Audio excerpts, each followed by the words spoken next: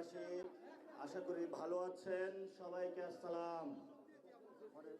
প্রিয় নেত্রকোনাবাসী, আমরা সারা দেশে জাতীয় নাগরিক পার্টির পক্ষ থেকে জুলাই যোদ্ধাদের নিয়ে প্রত্যেকের দুয়ারে দুয়ারে যাচ্ছি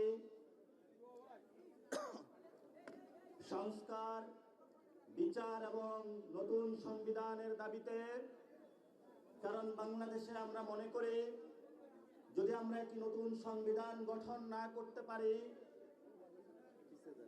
তাহলে বাংলাদেশে খুনি হাসিনা এবং ফ্যাসিস্ট সরকার বারবার ফিরে আসবে।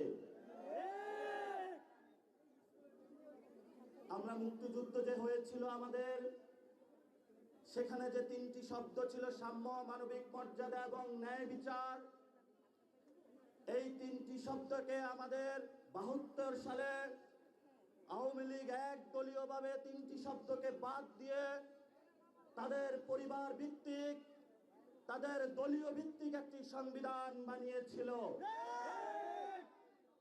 এবং এই সংবিধানে ভারতীয় এজেন্ডা বাস্তবায়নে তারা গত ৫০ বছর ধরে বাংলাদেশের মুসলমানদেরকে নিপীড়ন করেছে, আলেম সমাজদেরকে জঙ্গি তকমা দিয়েছিল, আমাদের নারীদের উপর অত্যাচার চালিয়েছে তারা, আমাদের পাহাড়ি ভাইদের উপর অত্যাচার চালিয়েছিল, বাঙালি জাতীয়তাবাদের মধ্য দিয়ে বাংলাদেশে তারা বিভেদের রাজনীতিতে ঠেলে দিয়েছিল। আমরা জাতীয় নাগরিক পার্টি এনসিপির পক্ষ থেকে আপনাদেরকে উদাত্ত আহ্বান জানাচ্ছি, আমরা যদি শক্তিশালী একটি বাংলাদেশ গঠন করতে চাই, তাহলে আমাদেরকে একটি নতুন সংবিধান বানাতে হবে। যেই সংবিধানে সাম্যের কথা থাকবে, যেই সংবিধানে মানবিক মর্যাদার কথা থাকবে, যেই সংবিধানে ন্যায় বিচারের কথা থাকবে, যেই সংবিধানে আপনার সন্তানের ভবিষ্যৎ নির্ধারণ থাকবে, যেই সংবিধানে আমাদের অধিকারের কথা থাকবে, যেই সংবিধানে আলেম সমাজের অধিকার থাকবে। আমাদের অসংখ্য ভাইকে শহীদ করা হয়েছে, তারা বিডিআর হত্যাকাণ্ড ঘটিয়েছিল, তারা শাপলার ম্যাসাকার ঘটিয়েছিল, তারা বিএনপির অসংখ্য নেতাকর্মীর হত্যাকাণ্ড তারা ঘটিয়েছিল, জামাতের অসংখ্য নেতাকর্মীকে তারা গুম করেছিল। এই সকল হত্যাকাণ্ডের আমরা বিচার চাই। আমরা সকল দল, বিএনপি জামাত থেকে শুরু করে যারা বিভিন্ন সময় কোনো দল করে নাই, রাতের আধারে খাট থেকে বাংলাদেশের খুনি বাহিনী তাদেরকে নিয়ে গিয়েছিল, জেলে ভরেছিল, লাশ সাগরে ভাসিয়ে দিয়েছিল। আমরা তাদের বাংলার মাটিতে বিচার করব ইনশাআল্লাহ। আপনারা জানেন, বর্তমান বাংলাদেশে আমাদের যে সংসদীয় ব্যবস্থা রয়েছে, শেখ হাসিনা মতন একজন খুনি ফ্যাসিস্ট সরকার আমাদের সামনে বারবার ফিরে আসবে, যার হাতে বিচারালয়ের ক্ষমতা, যার হাতে সংসদীয় ক্ষমতা, যার হাতে নির্বাহীর ক্ষমতা। এই জন্য আমরা পাওয়ার ব্যালেন্সের চেক করার জন্য পিআর পদ্ধতিতে উচ্চ কক্ষের নির্বাচন চেয়েছি। কিন্তু যারা ফ্যাসিস্ট ক্ষমতার কাঠামোতে থাকতে চায়, তারা এই বিষয়ে জনগণকে ধোঁকা দেওয়ার চেষ্টা করছে। রাজপথে ঐক্যবদ্ধ থাকবেন।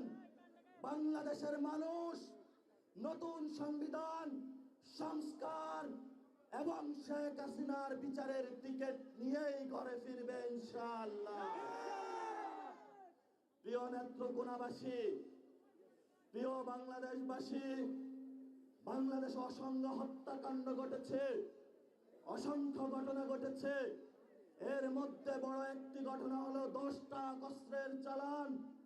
যদি অস্ত্র হ্যান্ডেলই করতে না পারেন, তাহলে নিয়ে আসেন কেন আপনি? আমাদের দক্ষিণ এশিয়াতে এই অস্ত্র কাহিনীর কারণে বাংলাদেশ সার্বভৌমত্বের হুমকির মধ্যে পড়েছে। অসংখ্য মানুষের জীবন বিপন্ন হয়েছে, পার্শ্ববর্তী আঞ্চলিক সংঘাত বিরাজ করেছে। আমরা দেখতে পেয়েছি বিচারের নামে প্রহসন হয়েছে। আমরা ভবিষ্যৎ বাংলাদেশে যারা সরকারি প্রশাসনে রয়েছেন, রাজনৈতিক চেয়ারে আসবেন, তাদেরকে বলতে চাই, ভবিষ্যৎ বাংলাদেশে সার্বভৌমত্বের উপর আঘাত আসে এমন কোন অযাচিত সিদ্ধান্ত আপনারা আর নিবেন না। আমি বাবর ভাইকে সম্মান করি, তারা নির্যাতিত নেতা, কিন্তু আপনার ওই কাজ আমি সমর্থন করি না।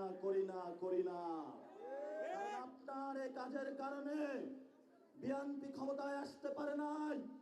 হাসিনার মতন একজন খুনি ফ্যাসিস্ট ক্ষমতায় এসেছিল।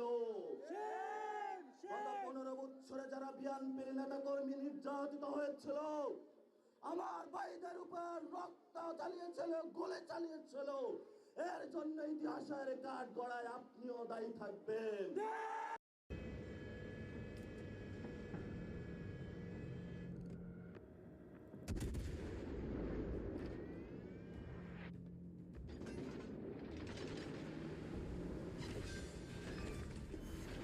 We've destroyed an enemy cruiser.